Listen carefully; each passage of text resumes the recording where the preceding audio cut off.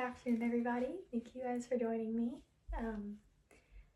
I am here today to give my informative speech as prompted by my professor of my communications class. When given this assignment, I was very excited actually. I've done a lot of papers and writing of long papers in my past classes, so I was excited to switch it up and be able to give a speech, which I have not done much of. But I was especially excited when I learned that our topic was not one where we had to follow specific guidelines, but one where we got to choose a topic that we truly were excited about and wanted to learn more and share more about.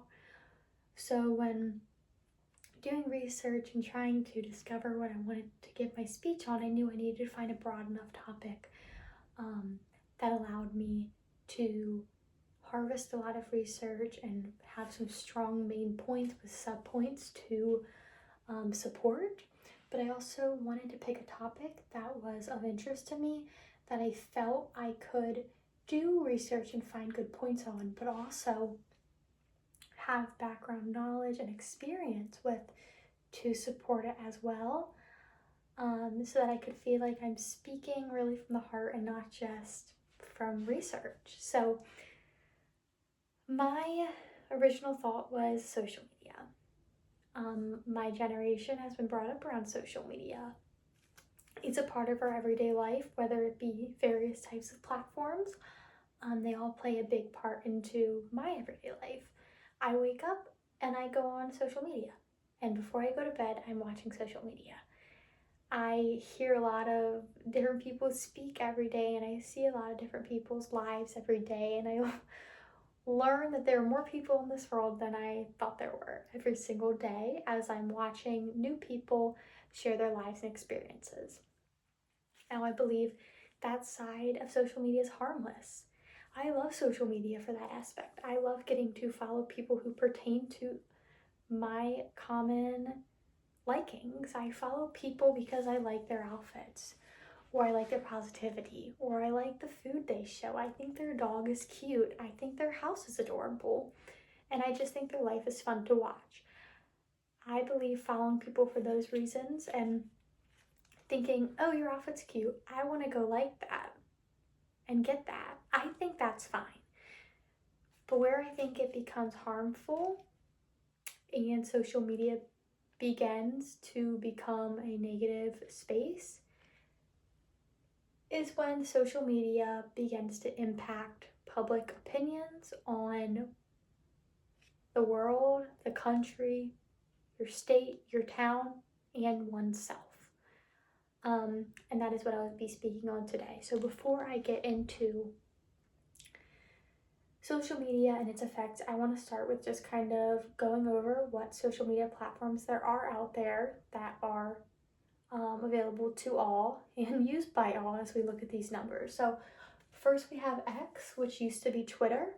It has 600 million users. Next we have Facebook. Facebook has over 3 billion users. That will be the largest number we see. Snapchat, nearly 80 million users. TikTok, 2 billion users. YouTube is at 2.85 billion users, and Instagram, just like TikTok, is at 2 billion users. Think about those numbers. That many people all are on their phone just watching others, listening to what others have to say on a day-to-day basis. Just think about that. So as we're watching and we're listening, majority of what we hear are from other people, and as they are going to do, they're going to share their opinions. They're going to share what they like. They're going to share their opinions. They're going to share their viewpoints. Now, it can be for as harmless things as what they think is the best restaurant, what they think is the best clothing brand, the best puppy. Where it becomes to get a little touchy, I believe, is when we start sharing political views, views on how life should be lived, views on current events, and your opinions. I believe everyone's entitled to their own opinion, but when we are sharing it especially for these large creators who do have a large platform. I believe that is where it becomes too much. As we know, these large creators, think about these numbers.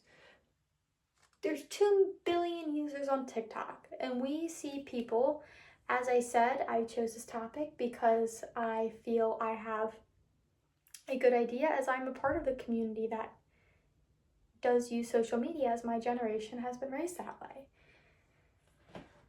So a lot of these creators on TikTok, for example, have millions to billions of followers. Now, these people, like I mentioned earlier, followed them for reasons pertaining to nothing of a negative public opinion. But when a public opinion is being shared for all to hear, especially for our younger generation, when it's somebody that you like, the chances of you being persuaded are high.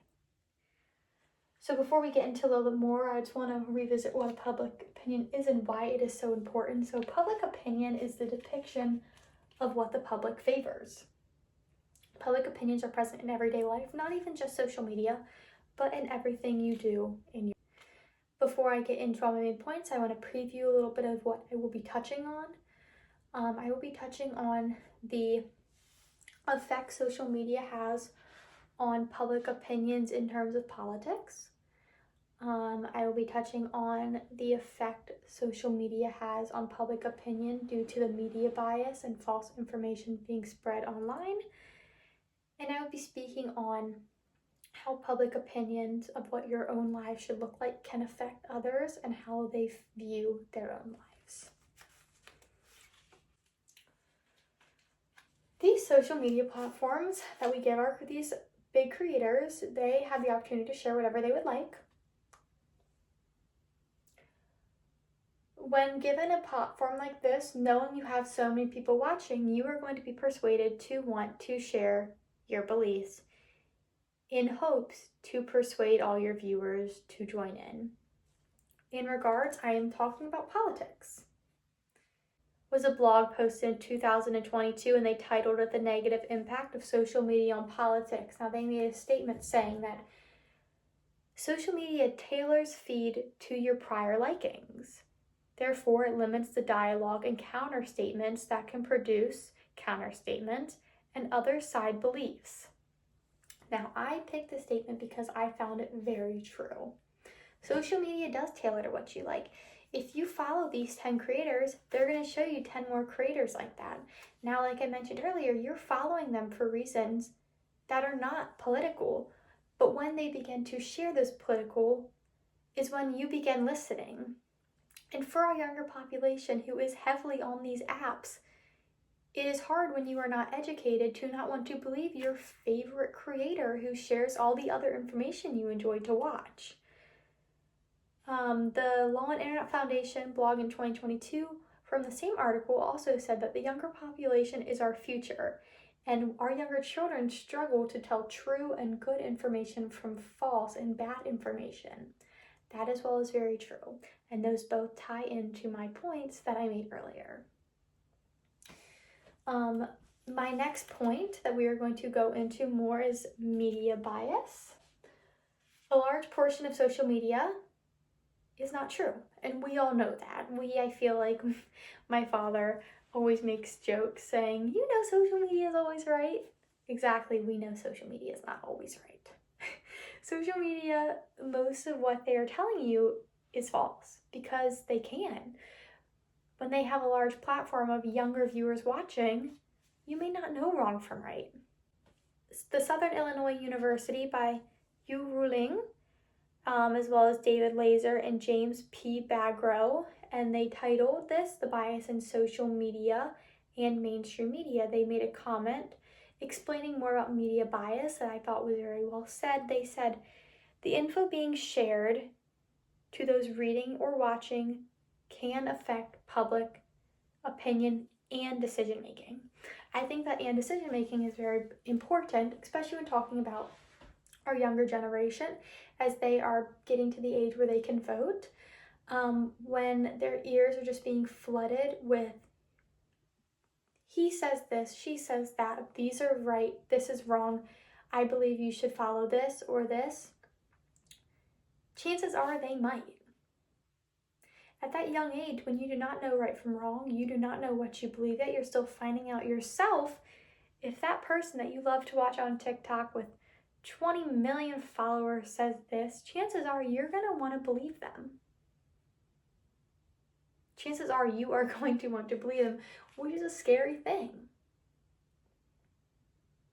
This is why it is so important to not take what you hear and follow through with it, but to do your own research and create your own opinions. From the same source that I mentioned earlier, they made a comment as well saying that people put out information leaning to the left or right and they overemphasize it, they dramatize it because they want to make it an alienating force. I believe that is very well said as well. The use of media bias is to create a negative stereotype. They want to make you believe something that is not true, whether it is talking badly about the other side that you do not agree with or hyping up your side. Either way, it is doing good or bad to one or the other in hopes to rise yourself up above the rest. And that is why it is not fair, because we are flooding the minds of our youth with untrue statements to make them believe what you want. What are they going to do when they figure out it's wrong? They're going to know they were lied to. Media bias is so strong, and false information is constantly being spread, as we all know. So it is so important that if you are going to listen to what you hear, which I am saying as I am showing you, you should not. Do your research, get your backup information, because you never know what is true and what is not, and most of the times it probably won't be correct. Third point kind of stems away from my other 2 points a little bit more, and this is a point that I feel with more than the rest. Now, my third point talks more about how social media affects oneself. Now, as being a young woman who's grown up watching social media, I have felt these same effects.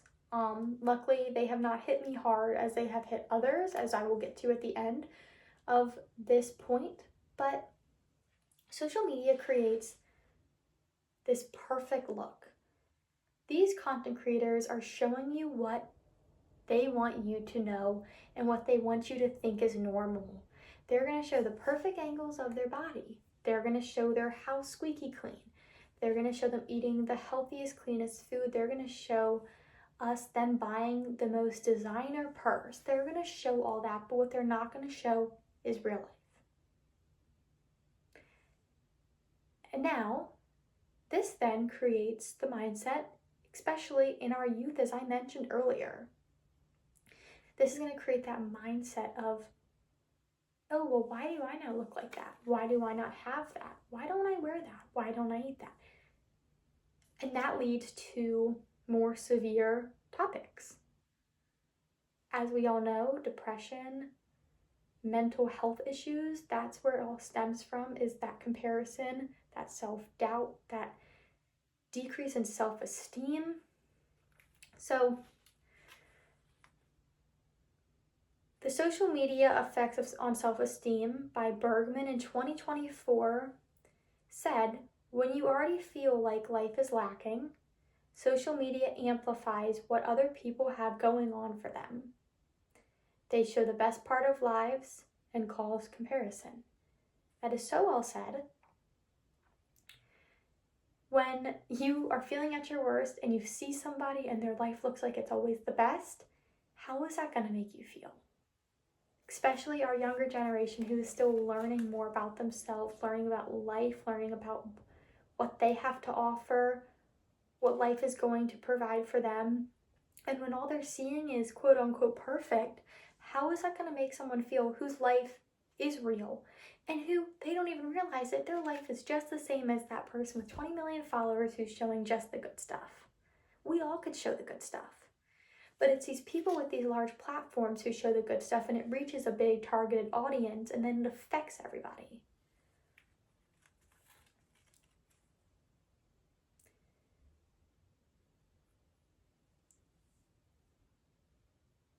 The social media effects on our self-perception by the Children's Commissioner also made a comment saying, constant exposure to images of perfect individuals lead people to unrealistic opinions. That is so well said as well. Unrealistic opinions is the perfect way to put it, because we are seeing unrealistic portrayal of life and we are believing that is what life should look like, and that leads to many types of illnesses as well as eating disorders and anorexia when it comes to body image. We hear about that, we see that all the time. Little girls who see what their body should look like or what they should or shouldn't eat, and they take that and they do not know any better. And that causes such issues as those, as well as people who are at a low in life and they see someone with a perfect life, and it can lead to depression and mental health issues. Social media just has this portrayal of perfection when it is just not. And it is so hard. I think throughout all this, we all understand how powerful social media is, but how much of it is fake and how much of it we shouldn't listen to. We shouldn't believe. Now I know for myself, I'm going to continue to use social media. I'm going to continue to watch these influencers and listen to their everyday vlogs and listen to what they did during the day and what they ate and what they wore and what they bought from the store when it's positive. But when it crosses that line of sharing your public opinions on crucial topics like politics and being persuasive through using media bias and sharing untrue information, and when it reaches the point of showing what isn't true in life and affecting others in a negative aspect because they are a younger crowd, that's where I believe that social media is unnecessary. In conclusion, it is very evident the effects, negative as well as positive, that social media puts on all of our lives.